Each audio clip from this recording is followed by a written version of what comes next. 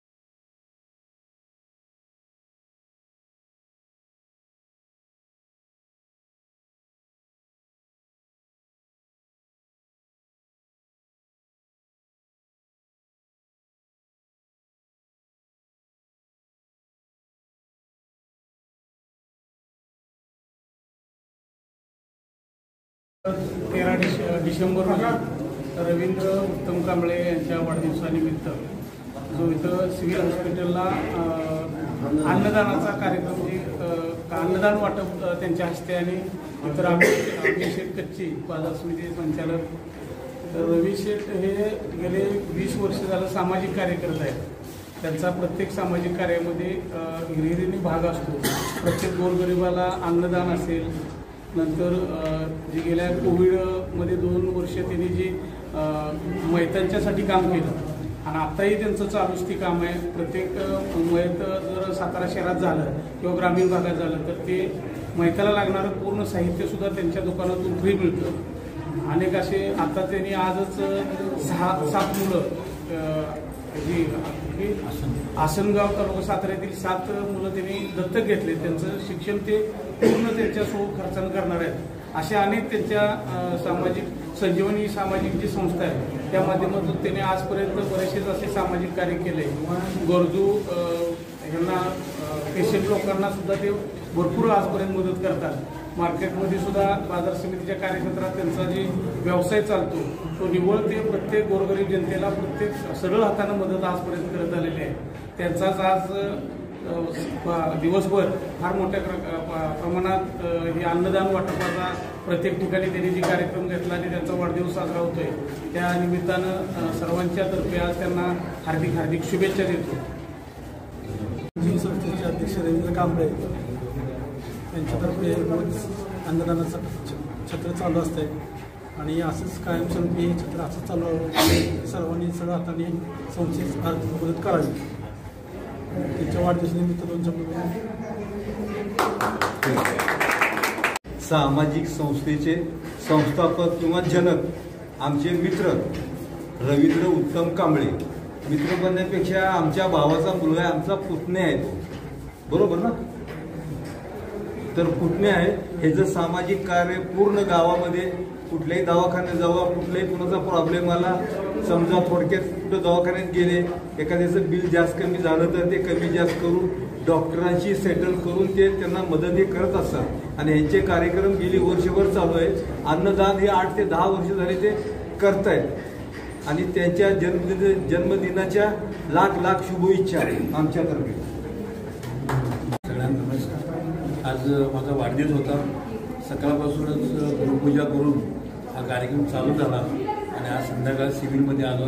भरपूर सकाळपासून कार्यक्रम झाले.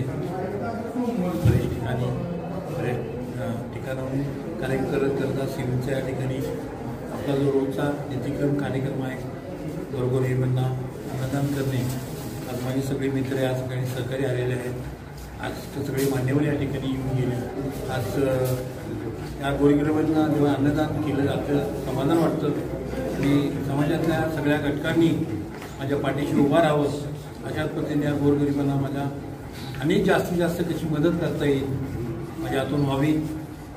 माझ्या हातून आत्तापर्यंत जी कामं झाली विधायक गरिबांची झालेली आहेत आणि मी गरिबीच्या जाळा सोसून या ठिकाणी आज ह्यापर्यंत आलेलो आहे.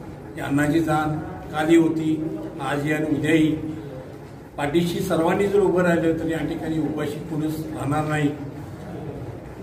देणाऱ्याने देत राहावे हेच माझं समाजाला सांगणं आहे की ज्यांना देता येते त्यांनी हातभार लावावा आणि या गोरगरिबांच्या पाठीशी उभा राहावं. आणि हा जो आपण या ठिकाणी अन्नदानाचं क्षेत्र चालू ठेवलेलं आहे हे अशाच पद्धतीने अहोरात्र चालू राहावं आणि या गरिबांची भूक भागावी.